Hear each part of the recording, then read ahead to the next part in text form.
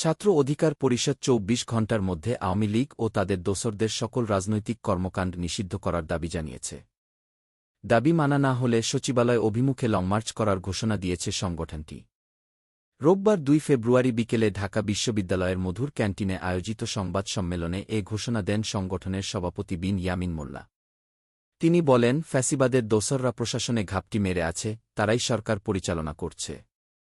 আওয়ামী লীগ রাজনীতি করতে পারবে কিনা সে সিদ্ধান্ত নেবে আহত ও নিহতদের স্বজনরা।